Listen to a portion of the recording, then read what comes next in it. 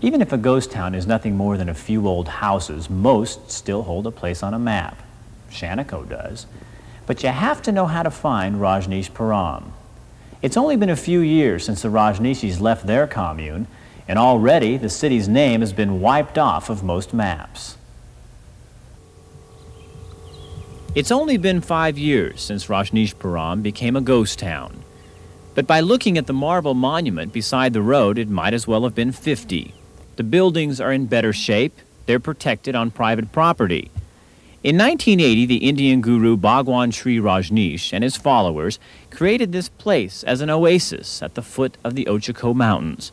They built a city, complete with shops, motels, casinos, even their own security force. But today, there's no one guarding the gates. Rajneeshpuram is a ghost town, and it's still for sale. Della Maffett holds the only job in town. She's a caretaker. Maffett and her family are the only people who now live here. It feels strange to be here. At first I felt that way when I came down here, and it was really eerie, very eerie. But I've been here enough now that it doesn't seem that way to me anymore. People who feared the commune are drawn here by curiosity. Those who loved it return to consider what might have been. Many of them cry when they come. They feel really bad because they've lost their heart and soul here and some of their worldly possessions. And they meditate. They'll sit and with their hands folded, contemplate, I guess, the past.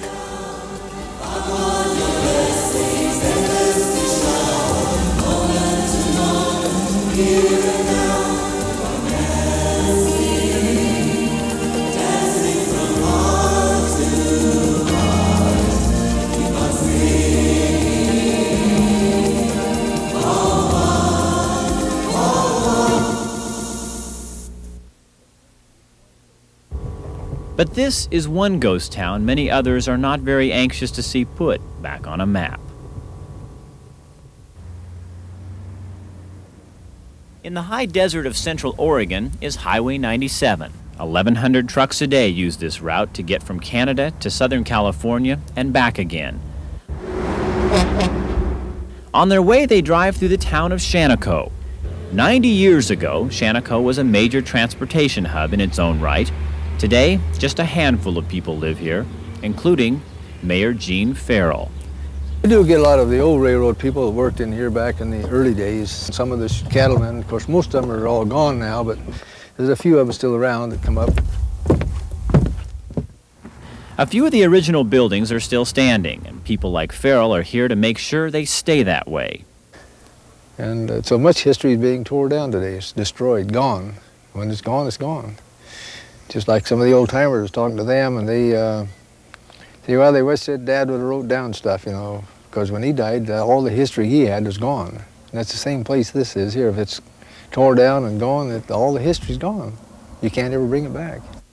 So for the past 5 years, Gene has been working to save what is now the Shaniko Hotel. Restoring the place has been hard work and very expensive, and it shows. Will you ever get your money out of this hotel? No, don't figure on it. Don't figure on it. Get it for the fun of it and the joy of doing it. Like I say, and saving a piece of history. For money, you ain't gonna take a dime with you anyway. And this will be here long after I'm gone. They can spend the money, but this they can't spend.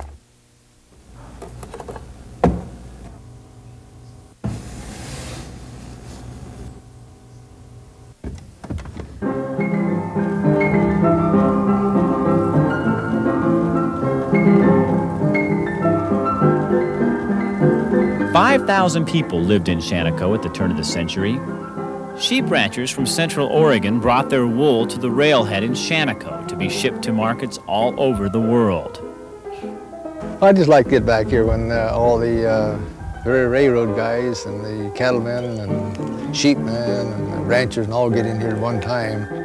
It would really be neat. I wouldn't want to be out in the middle of them because it might be a free-for-all, but I bet there'd be a lot of stories. In 1911, the railroad built its new main line through Bend, bypassing Shaniko. Later that year, fire destroyed most of the buildings in town. Many simply walked away. Only 30 live here nowadays. I came into town And I told my son at the time, I says, you know, this is the place I want to be. Ron Owens is Shaniko's newest dreamer. He just bought the old wool shed. See, they stored the wool in here, and all this lanolin from the wool just preserved all this wood. By next year, he hopes to put a mall, saloon, and a museum in the building. Owens says he was born too late, but born a romantic. I would really like to have lived here, or just like to seen how it was. Maybe I wouldn't want to live here, but I would like to really, I'd like to go back a lot of years and see what I missed. It's been a lot of years since any children have studied in the old schoolhouse. Ghost towns don't attract many families. You give up a lot of convenience to find this kind of solitude, but that's no loss for some. You get up here and you got a lot of history, walk around and kind of daydream of what it was. I don't know, just a feeling of other people around you. That's kind of silly, I know. But it is, I know, at nighttime, evening time, everything is nice and quiet.